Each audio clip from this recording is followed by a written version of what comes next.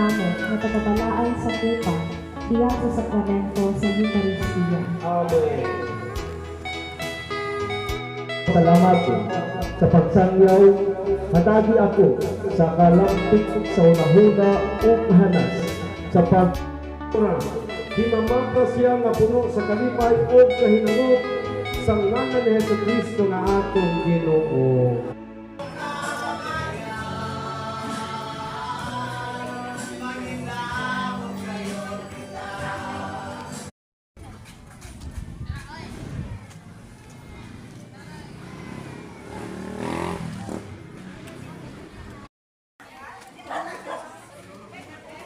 Klaro kayo, klaro kayo. Klaro kayo.